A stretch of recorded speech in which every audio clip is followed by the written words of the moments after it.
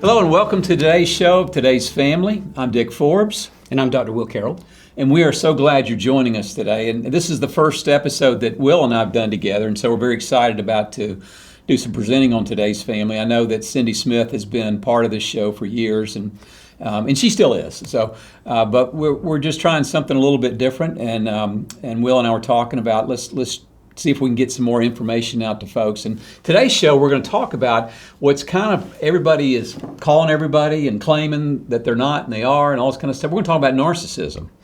And it seems to be kind of a hot diagnosis right now with a lot of folks, but it's not a good diagnosis. You don't want that diagnosis. It's a pretty heavy-duty diagnosis, but we throw it around right now. Well, they're such a narcissist. They're this, they're that. And if you go to YouTube, there's every expert in the world under the sun that's talking about symptoms and this kind of thing. But we're just going to start with the basics. We're just going to describe the different types of narcissists that are out there, and hopefully that this will give you some good information, good education about what we're trying to do. I have a question for you, Will, and I get asked this question quite a bit. Sure. Can these people or do these people ever change? Very slowly, gradually over time. It's interesting when we think about those cluster B disorders, we see change across the lifetime. It's almost like life has just handed it to them over and over again, and they finally start to make some gradual changes. But as a personality disorder, we do not typically see a great deal of change in a short period of time. Right, yeah. And when we think about personality disorders, we often think about things like narcissism or antisocial, because so many of these people are on the news or in the jail somewhere. But personality disorders can be one of those covert things that cover a lot of people's lives, like they hide behind it, right? It's a personality, and we call it a personality disorder because it interferes with their daily functioning, right, or the daily functioning of their spouse, which is an interesting thing to think about, like their personality traits causing problems within their larger family. So as we talk about narcissism, we'll talk about some things that are overt, and we'll talk about a lot of things that are covert. Okay, great. I know, maybe in your practice, in my practice, I typically don't see the narcissist. I see the family members of the narcissist because they've been damaged so badly. Right. Every once in a while I'll get one that comes in, and of course they don't last long in therapy because they're smarter than you and I. Well, that's true. Our combined intelligence, they're still smarter than us. It's so grandiose. Absolutely. Absolutely. All right, well, let's jump into some of these things. I think you'll find this really interesting and good conversations between us. So let's start with, Will already mentioned, kind of the overt narcissist. This is kind of your classic big narcissist, big ego. They may be outgoing and charming. They know how to work a room, but tend to be very arrogant, very entitled about themselves, constantly seeking out that admiration from people around them. One of the great traits, it kind of stands out, is we see with these grandiose people, it's who they know. And they like telling name droppers. Who they know. Very much it's so. very fascinating because they'll tell you about the time they met the governor or the actor or the whoever it is. And it's shallow as we listen to them talk because we realize rubbing shoulders with somebody in passing is not an intimate relationship, but somebody who's narcissistic doesn't value that intimate relationship. Right. What they value is almost that list of achievements. What it does for them. Oh yes, how it makes them look and how you are not them. Right. You're inferior because you never met Kevin Costner. I haven't, but we're six degrees away from him, right? Isn't that right? Six away from Kevin Costner. Probably more like 3 considering our modern era. Yeah. Oh my gosh. Yes. Yeah. One thing that I found too with these kind of your egomaniac narcissist is that if you ever criticize them, you're going to pay for it. Right. I mean, they're going to come at you tooth and nail. Right. And just come after you. So. Yeah, and you will start that conversation and it will immediately go to them. It's just about them. There's nobody else. And if they ever pause to give you a minute to talk, it's because their brain is loading for the next great achievement they're going to bestow upon you today that you get to hear about. But these more grandiose presentations are usually very, very self-centered. Do you think that below the persona is a very insecure person? Yes. Very fragile ego. What we're seeing, we can often label as artificial, like the TikTok personality, right? It's very artificial. But even 1 millimeter below that, yes, there's this fragile personality, this fragile ego that really does see themselves as not having anything to offer. And if I don't have anything to offer, the best I can do is just lie about myself. Right. I remember there was a study done by these two psychologists, Tweed and Campbell, and they did this several-year study on narcissists, and they showed how the rise in narcissism in our culture is taking place. Of course, you asked the question why, and it was a couple of things you mentioned already. Social media. Yes. Let me tell you how great I am, how wonderful I am, and how much I love Jesus. Look how wonderful my family is. Augmentation, Right. Botox, Right. Plastic surgery was big. People living beyond their credit. So on and on, they come up with this list. I can't remember them all, but what a culture we live in that produces this over and over and over and over again. Right. And is that like genuine narcissism, or is that a product of their culture and environment? Because culture has such a huge impact on who we are. If the luxury item is available to you today that was not available to your father, and you take advantage of it, does that make you narcissistic, or is Right. that simply you taking advantage of your culture? And that's easily misunderstood from generation to generation. As let's say somebody in a different generation looks back on you and I and says, why don't you take a vacation every month? Why don't you? Right. And again, that's not narcissism. That's taking advantage of our lovely culture that we live in. We live in one of the greatest countries on earth, and it's just one of those advantages we have. Messes us all up. And it can throw us all off. Yeah. Now when you put it on social media, Yeah. that does change the dial, right? It depends. I saw a guy podcasting bragging that he had posted a video for every day for the last 3.5 years. That was his boast for that video that day. He'll have nothing else to offer other than I've posted a video every day for the last 3.5 years. Is that narcissism? It's getting close to that line. It's moving close to that line. Well, especially if he's looking to see how many likes he got. Yeah, especially if it's just there to grab that attention. Right.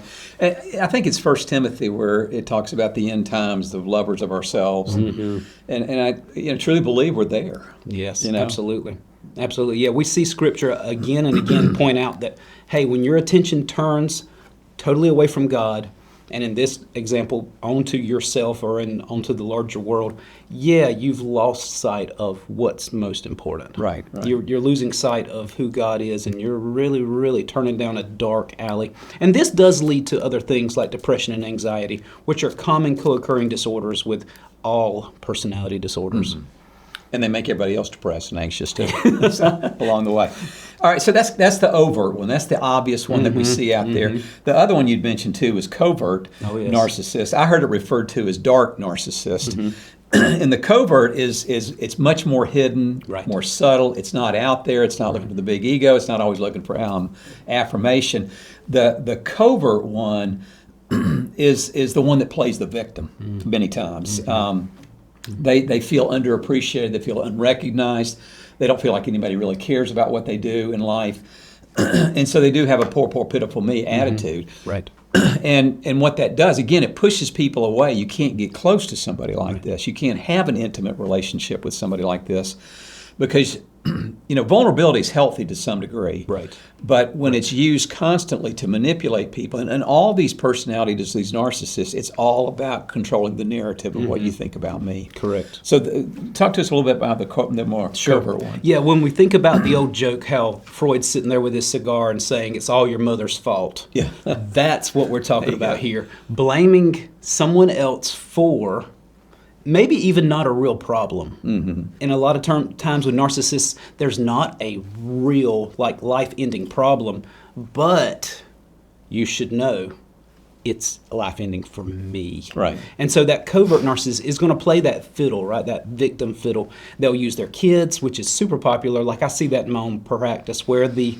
adult child shows up, and it's very much mom needing them to be a victim, so that she can feel whatever value she felt before when the child was so dependent on them. And when we think about covert narcissism in men, it's not as prevalent. Like the grandiose is far more common in men than in women, but they will do the same thing where it's, I should have gotten that promotion. I should have gotten that recognition. And they will, again, saw on that violin endlessly about what should have been theirs and what they were robbed of. Right. And it's, speaking from a relationship factor, from the overt and the covert, what's a relationship look like with these people? Oh gosh, the overt is going to be much shorter because it's going to be so obvious, and it just grinds on their partner, and their partner is just going to be like, I can't take this. Whereas the more covert, yeah, that relationship's going to last longer because the partner is going to put up with it longer. Now, there is a relationship, I was reading a piece of research that pointed out that there's a relationship between narcissism and codependence. So if the guy or girl is narcissistic and their partner is codependent, that relationship actually lasts a pretty long time. But codependence is its own bag of worms. I have a very simple definition of codependency. If you're not happy, I'm not happy. Yeah. That's codependency right there. But if your narcissistic partner says life is great, life is great. Right. And so, yeah. Now, I can almost see these two hooking up. Here's the ego, the rescuer, the knight, shining armor, and coming along to rescue the one that's all down and under, but it won't last long. No, it won't. Yeah. And you'll see as we talk about these other ones, the matching, almost like puzzle pieces, how they fit together. They can tend to support one another. Not very long. Do these two tend to have a lot of resentment inside? Yes. Oh, yes, absolutely. And again, it's not just blaming mom for all my problems or my dad for all my problems, but it is definitely a resentment in the sense of I'm owed. There you go. I deserve. I am better than him, her, or them, and I should have what they have. So that covetousness even. Yeah, I can see that. Now, covert, overt, we got the first two. The malignant narcissist. Oh, gosh, yes. This is the one you want to run. Remember Forrest Gump, run, Forrest, run? This is the one you want to run away from because they're nothing more than just cruel. They enjoy people failing. They enjoy other people suffering. Right. They create other people suffering. If you and I work together and you get chewed out for a bad report or something, I'm enjoying that like crazy. Right. And so that's the thinking. How can somebody take pleasure in somebody else's suffering or shortcomings or something? Right. But that's what they do. I found the biggest characteristic of a malignant narcissist is they have zero, and I mean zero, empathy. Right. They cannot put themselves in other people's shoes. Right. Yeah, and you mentioned that sadistic-like behavior, like either making someone feel that emotional or physical pain or watching somebody feel that emotional or physical pain. And as we talk about sadism or that sadistic attitude, we really should think about Satan and enjoying hurting or inflicting people just like Satan does in our lives as Christians, or on all humans whom he hates. But yeah, when we think about this particular type of narcissism, it very much is I enjoy your pain. Right. And again, that could be physical, that could be emotional, that could be obviously spiritual, and it could be neglect. And so, yeah. When you see this type, what is the normal age range? I would say in males, it's probably in their 30s. The malignant type, yes. Yeah. Yeah, it's always on the lower end for me. Yeah. So I'm seeing it, kids coming out of their home of origin, moving into the real world, and it's almost like the world has dealt them a bad hand, in their opinion, and the world deserves to be punched in the teeth. And it's just like... Well, it's taken them 10 years to find somebody that would marry them. Oh, my gosh. Yeah, that too. Now, would you say Hitler was a malignant narcissist? He was definitely narcissistic, and I think he grew into more of a malignant type because his opportunities allowed him to do that.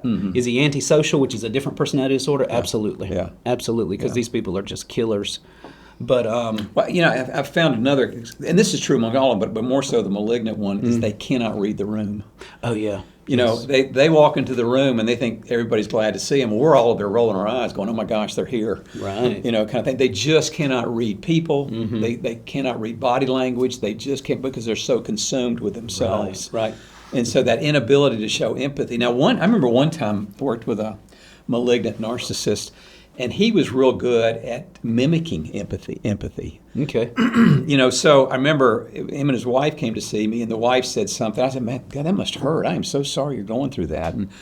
And 2 seconds later, he's turning it on. Oh, yes. Yeah, because she was very responsive to me. Right. Thank you so much. That means so much to me, kind of thing. Right. Well, then they do. They know how to mimic empathy, but it's not real. It's not genuine. A learned skill, like the ability to turn on the waterworks, like you're saying, Right. is necessary for all narcissists.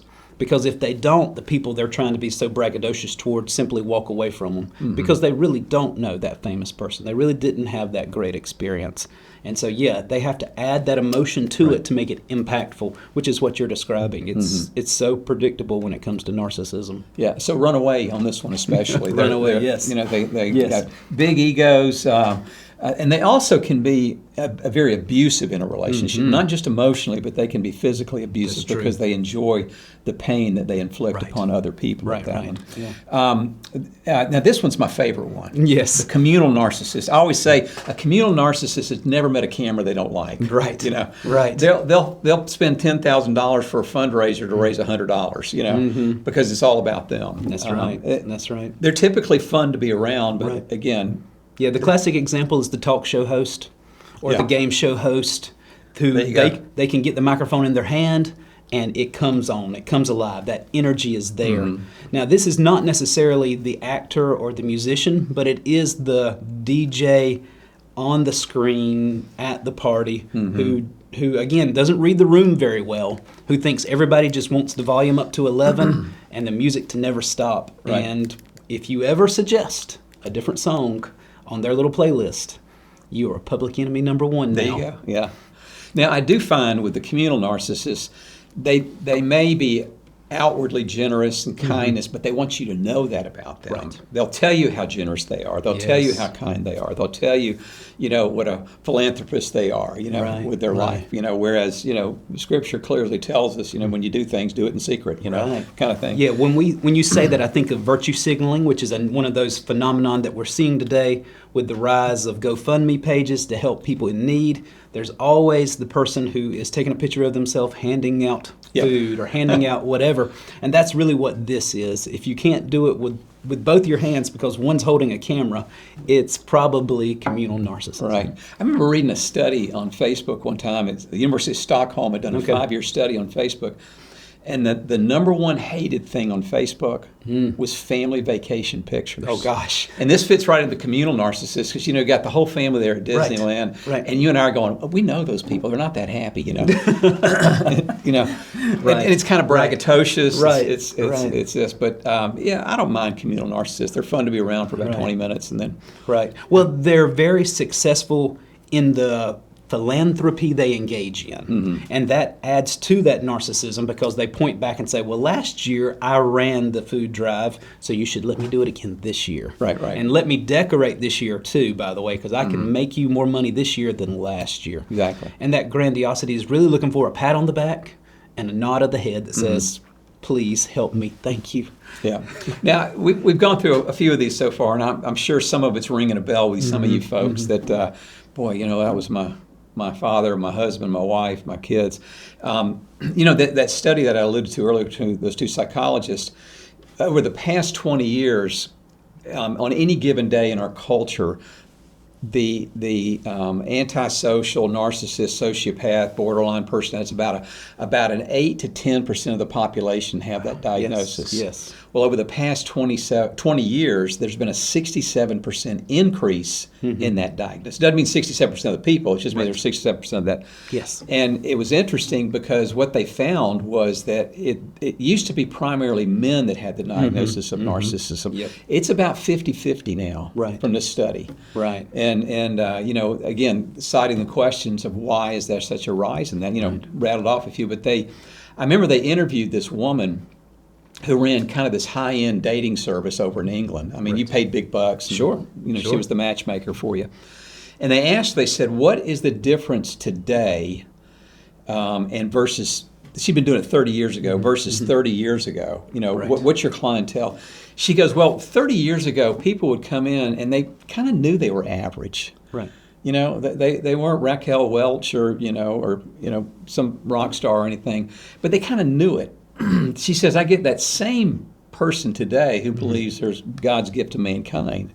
And she goes, I have to deal with that. And when, you know, they'll reject and reject and reject, but when somebody rejects them, she goes, I have to pay for it. You know, Right. they're all over me.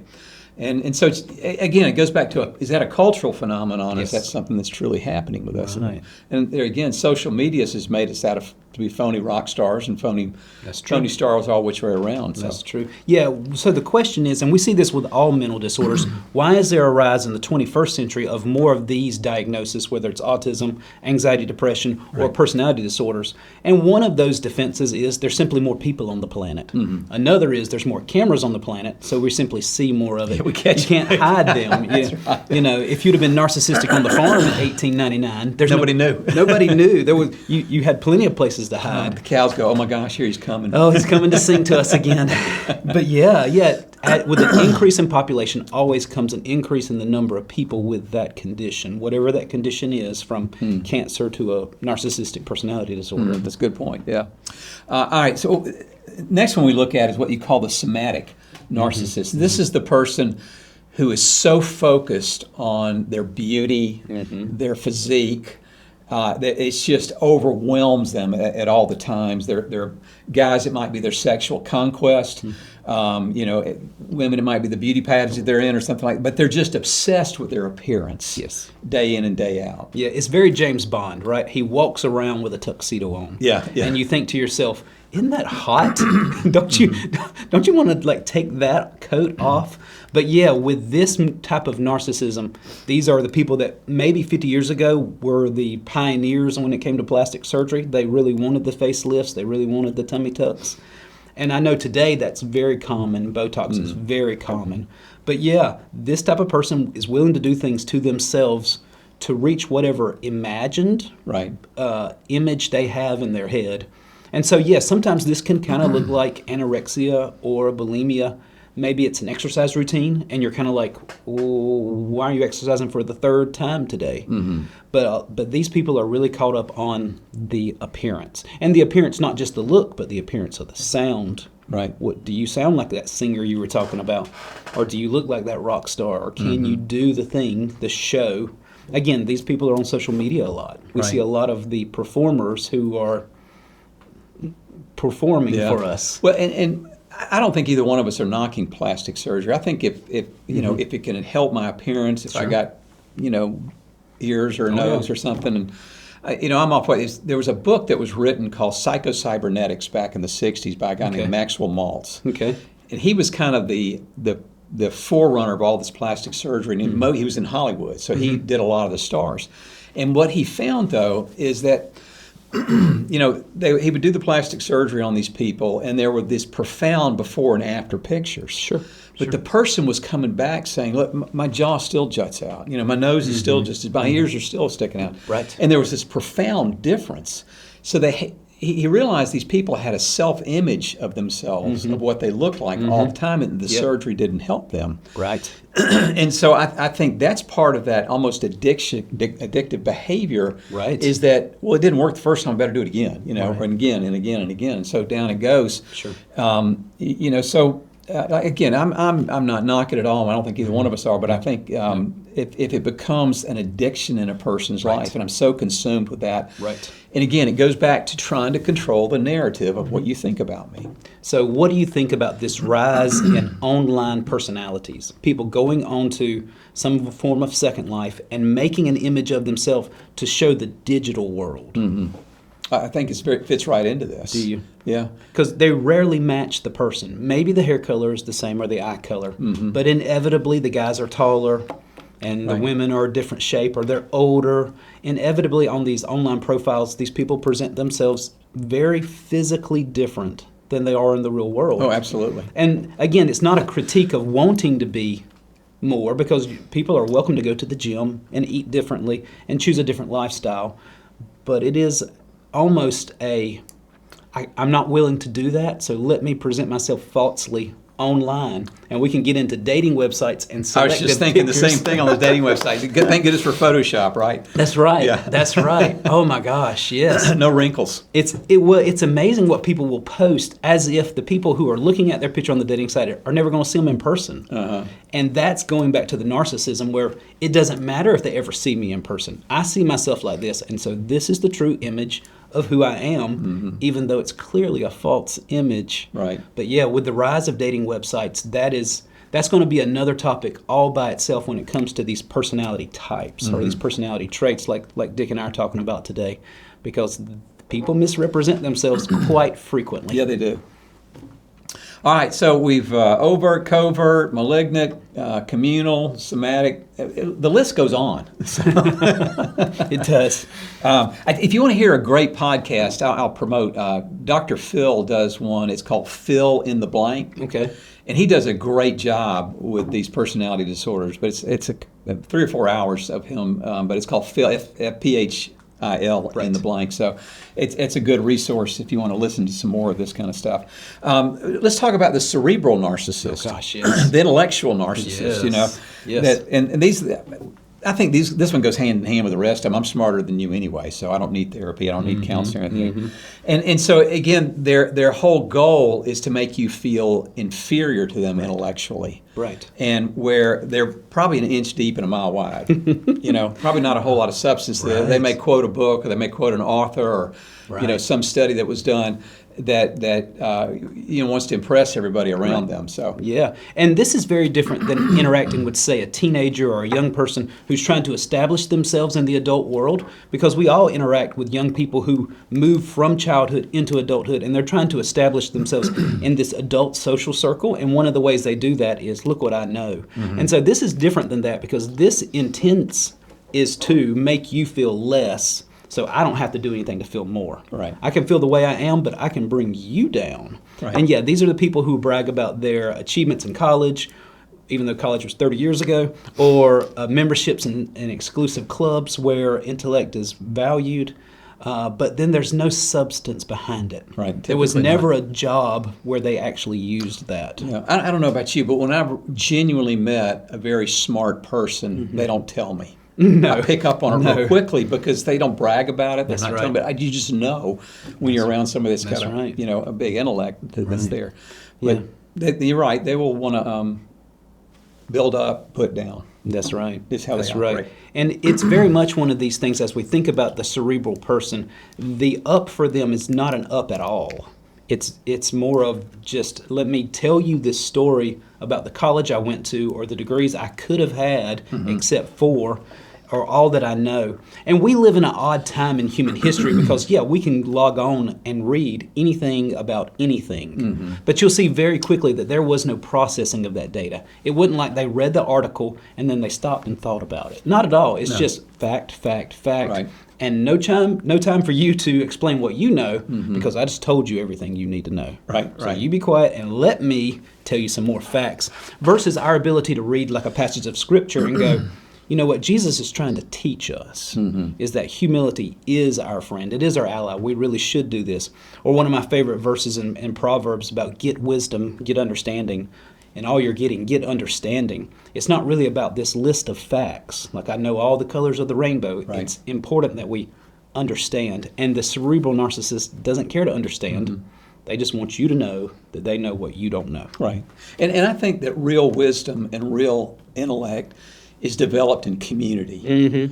Narcissists don't have community. No. They can't have community. I think community is where we grow as believers, where we grow as people, as human beings. We gain a lot of wisdom along the way. Sure. Well, community is very refining. So we interact with people and they help us refine our behavior so that we're more social, which is a really good thing. I often tell parents of young kids, peer pressure is not necessarily a bad thing because it's refining your child's interactions in that larger social group. So maybe that social group is 2 or 3 kids, and then next year in school it's 4 or 5, and then by middle school it's 12, and then by high school it's an entire band room.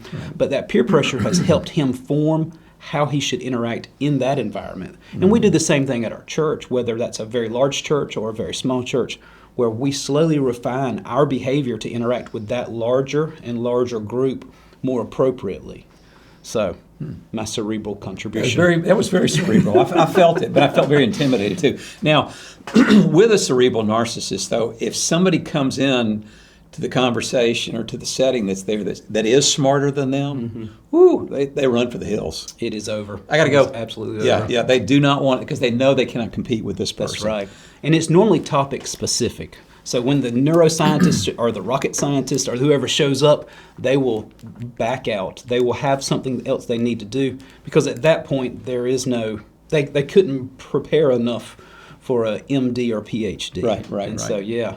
But again, these are still the same type of people that when we think about narcissists who want to associate with those they consider of high status. And so they don't mind doing the association, just not that level of interaction, not that intimacy like you were saying. We got one more, and this one I think hits home with a lot of us. And you and I have read that book, When Narcissism Comes to Church. Yes. But it's the spiritual narcissist, and you would think, well, are there Christians that are narcissistic? You betcha, they're in the pulpit somewhere. They're in small groups. They're in Sunday school teachers. They are out there, and this is where they truly use their spirituality and their religion as to make themselves again bigger than life. Let me tell you how spiritual I am. Oh man, I had a 2-hour devotion this morning. And I'm over there going, well, I did 15 minutes this morning. So, but again, it's that letting you know that I'm much superior than you in this walk with God thing. And it's again that classic example of I know all the facts, but there's no intimacy there. There's no genuineness. I was going to say our Pharisee friends never left us, right? They took off their hats, but they never left us. They took off their robes. But yeah, this is definitely what Jesus came against over and over again in those Pharisees who looked at him and just said, stop. Just stop preaching, stop calling people to you, stop doing miracles. And Jesus confronted them directly. And the best example I can think of is Jesus healing on the Sabbath, and they telling him, it's against the law to heal on the Sabbath. As if he knew something, I guess, breaking the law on the Sabbath by healing. And Jesus told him the story, right, of if the donkey fell into the well, would you not pull it out? Same thing with this. But yeah, our spiritual narcissistic friends are still among us, especially on TV in front of cameras. They really enjoy those cameras and telling you about their 2-hour devotional. They do. And I love Christian films. I'm glad that we live in an age when so many Christian films are being made. I really am, because that's encouraging. But there's yet to be that one person who just stood up and said, I've made all these Christian films, you should thank me, which is a very good thing. We should remember this is not about us, it's about Christ. And so our spirituality, not that we should not hold one another accountable. It should be used to hold one another accountable, but it should not be a bat to beat up somebody, to say, I read more than you. Again, that shallowness pervades this disorder. You see that counting of pages in the Bible, so to speak, or number of books I've read this year, versus an intimate relationship where I feel like the Holy Spirit has led me to come and talk to you about Jesus. Very much so. Well, we're about out of time for today, and I hope this has been helpful. I know it's been helpful for me talking to Will about this. So we'll put our contact information up there for you if you ever want to get a hold of either one of us. And again, we thank you for letting us into your home today, and I hope this was beneficial, and we'll see you next time. God bless.